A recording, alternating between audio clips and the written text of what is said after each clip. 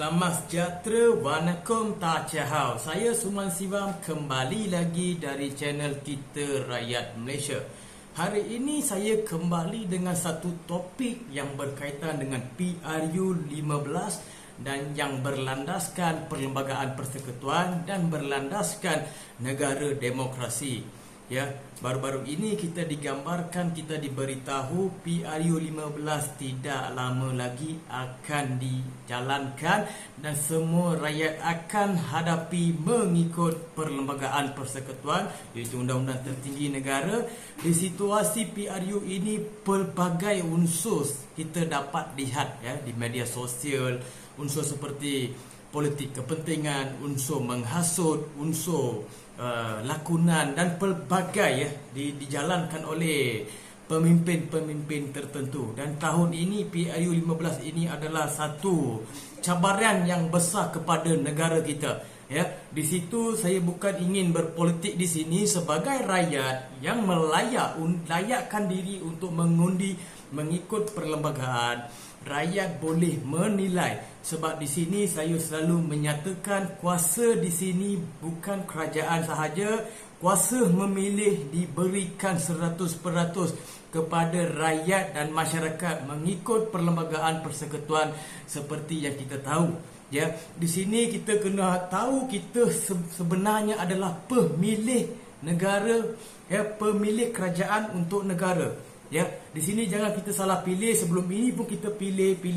Sampai sekarang penyudahan politik Malaysia tidak ada kesudahan.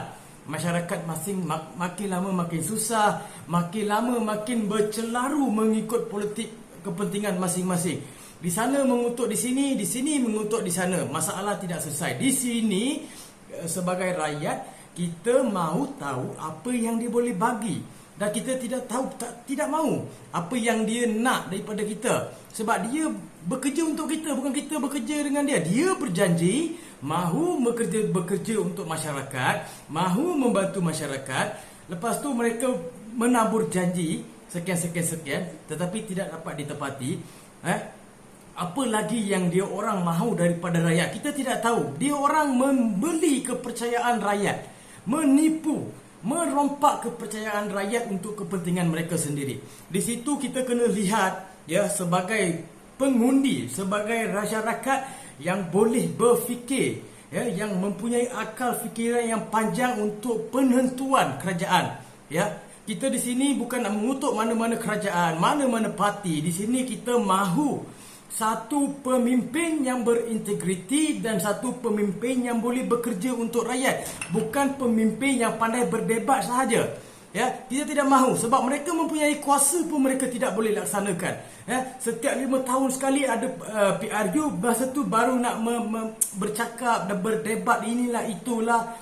Lepas tu mereka boleh menggambarkan, boleh berceritakan masalah daripada individu, bukan daripada parti. Di situ adalah persoalan. Itu persoalan kepada rakyat. Jika ada masalah individu dalam parti, apa yang parti itu buat?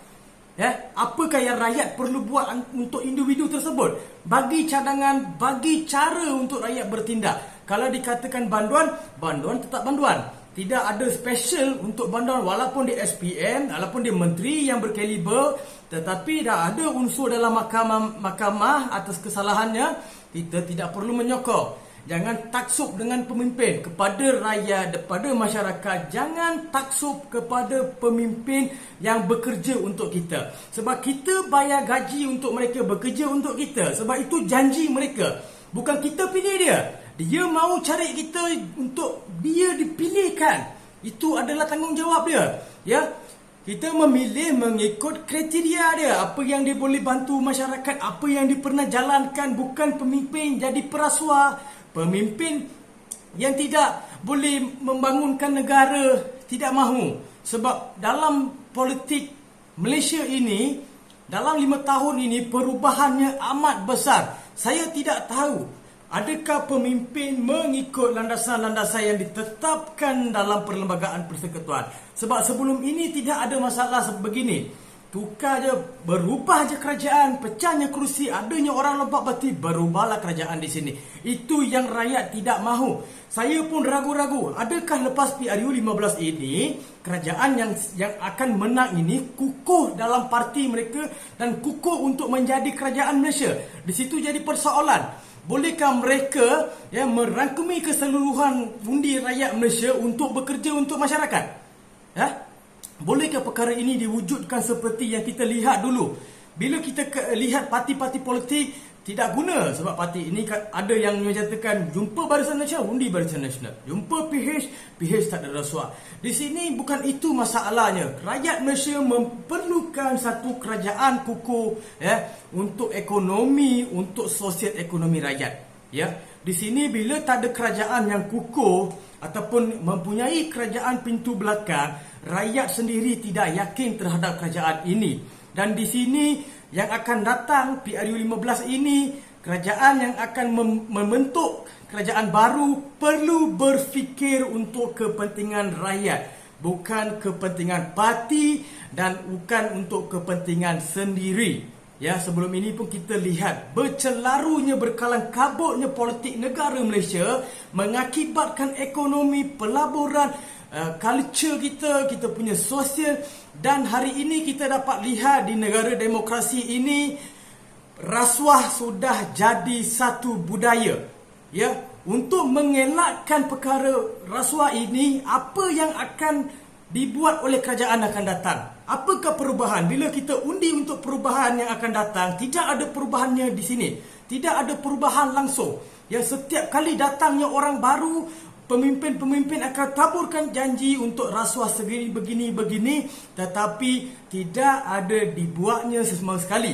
Kalau dibuat, tidak ada dalam ranking indeks dunia antara negara dalam top 10 ataupun dalam top 100 untuk rasuah, 53 dalam indeks perrasuah. Itu kita kena lihat sebagai rakyat Malaysia. Sebab kita tidak mahu kerana pemimpin yang tak bertanggungjawab, pemimpin yang haloba, pemimpin yang bangang, bodoh, mengakibatkan nama negara ini rosak. Jangan abaikan. Buat apa yang dituruh, buat apa yang ditulis dalam akta dan seksyen-seksyen untuk rakyat. Sebab semuanya mengikut landasan ataupun aturan undang-undang yang disediakan oleh kerajaannya sendiri. Tetapi kerajaannya sendiri tidak mengikut undang-undang yang disediakan. Bagaimana dengan rakyat? Hak mengundi adalah hak rakyat. Di situ tidak ada persoalan yang boleh ditujukan kepada rakyat kamu nak undi siapa, itu hak masing-masing. Tetapi di sini sebagai rakyat kita memilih bukan mengikut parti, kita mengikut kaliber, karakter yang dibawakan oleh pemimpin ataupun yang bertanding di sini. Kadang mereka ini bernama, berpengaruh tetapi menjaga kroni. Adakah itu patut? Pemimpin politik ataupun yang berhormat perlu berhati kepada masyarakat. Bukan berhati pada duit ataupun kepada bukan kepada benda-benda yang tidak pasti, tidak yang dinyatakan dalam perlembagaan, tidak dinyatakan dalam seksyen. Dah tahu salah, jangan buat. Jika kualiti pemimpin yang akan datang adalah sebagai perasuah ataupun pemimpin yang tidak berintegriti, apakah yang akan terjadi pada masa akan datang pada negara kita? Itu yang kita perlu lihat sebagai seorang rakyat Malaysia.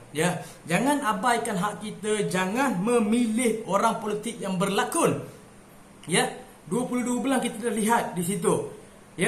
Abu Chen Peng, bahasa Jawi, bahasa Mandarin diutamakan dari parlimen. Itu adalah pengkhianatan terhadap negara, pengkhianatan terhadap perlembagaan.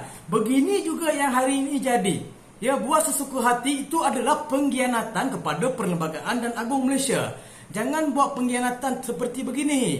Jangan rosakkan kepercayaan rakyat kepada orang politik. Sebab kami mengundi, kami memilih untuk mempunyai kerajaan yang stabil dan kerajaan yang tidak mempunyai kepentingan. Walaupun ada kepentingan, mereka menjaga rakyat dengan teliti dan dengan telus dan dengan ikhlas. Itu yang kami mahu. Sebab duit yang kerajaan simpan adalah duit rakyat. Contoh KWSP.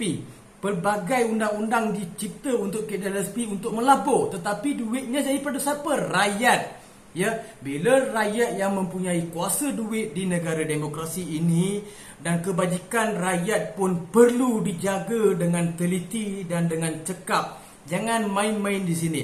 Jangan buat sesuka hati seperti undang-undang dan perlembagaan dipunya oleh pemimpin politik dan parti politik. Itu tidak betul. Itu adalah satu kesalahan.